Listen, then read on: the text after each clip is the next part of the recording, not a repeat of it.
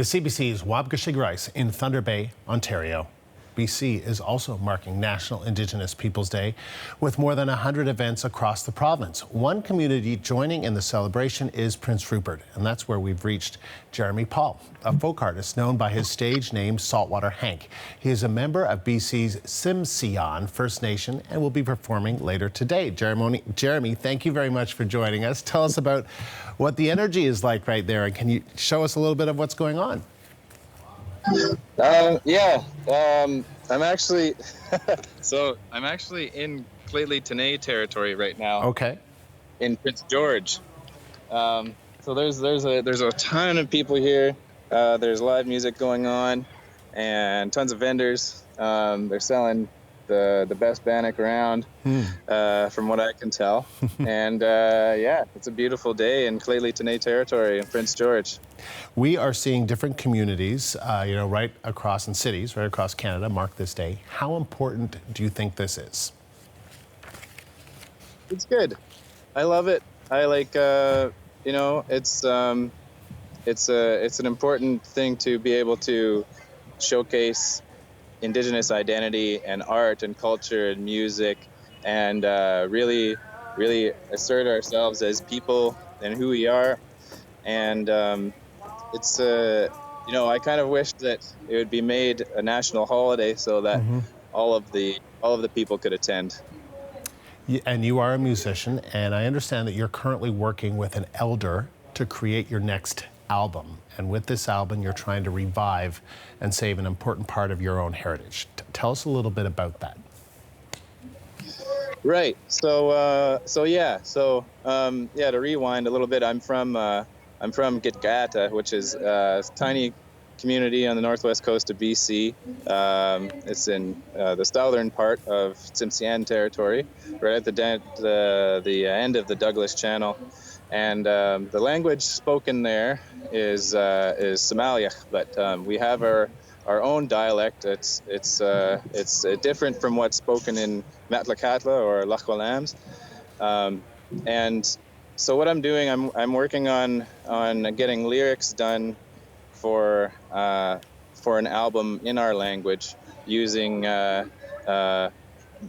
using folk, I guess, old time music as a sonic base. But I'm working with a fluent elder from our community who is a longtime teacher of the language in the Prince Rupert community, and she's helping me out with pronunciation and correcting my Somaliak grammar whenever available. So it's taking shape. I've got some songs on the go that I'm going to be performing today. And what are some of the stories that you want to tell in those songs? A lot of them are pretty basic. In the songs that I've written in English with the Saltwater Hank project, a lot of it takes into account local history and kind of interesting stories of people in northern BC, I guess. The songs that I'll be writing in Somaliak are a lot more simple in the sense that I've got a song about harvesting salmon berries, for example, and another song just about more rudimentary country music themes such as heartbreak and sadness. Those things are like this. Those are universal themes throughout time, throughout the world. That is for sure. Jeremy, let me ask you though. You say you're working with an elder, and with pronunciation. The language that you're talking about, I suspect, is not spoken by that many people anymore. And why is it important for you to be able to speak it? Is it complicated? What does it sound like? Right. Yeah, it is. I think we have about 100 or so fluent speakers left, and most of them are over the age of 50. My cousin Spencer.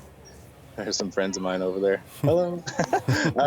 My cousin Spencer. He's better with the language than I am. That's for sure. But he's one of the one of the young people who speaks it a lot more. There's a few here and there. It's an important thing, of course, with any Indigenous language, because it's attached to the land and it's attached to the seasonal round, where we go to harvest in our territory, and how the land speaks to us. It speaks through our language, and you can see that, and it speaks about our culture. So it's a huge part. It's a huge thing. As to for example, like how it sounds and whatever, like I can do just a regular greeting. Sure. Ndawalawan is kind of just like, hey, how's it going, kind of thing. What people uh, typically say to each other, and then the correct response. Well, not there is a correct response. It's either Akadi am, which is I'm not doing very good, or Lugolam, which is I'm doing very well. And I like the intonation. It sounds like you're doing very well when you say that.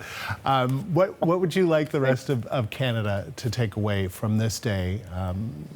What message are you hoping to send on this day? Yeah, I mean, there's a little bit of pessimism. Admittedly, it's great. Like I love the celebration, the celebratory part of it, the cultural part of it, and everything else.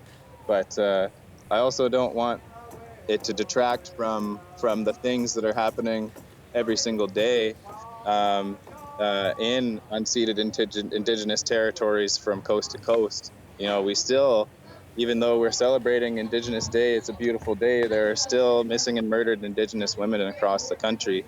There are still environmental disasters that are happening in traditional territories where people are still hunting and fishing and living, and as we have for centuries. So yeah, I think the message is, yes, let's celebrate. Let's celebrate diversity and our way of life and identities.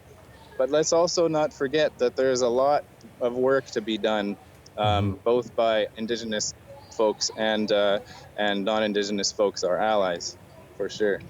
Jeremy, appreciate you taking the time today. Enjoy the day. Thank you. Thanks. Jeremy Pahl, known as Saltwater Hank, joining us from Prince George.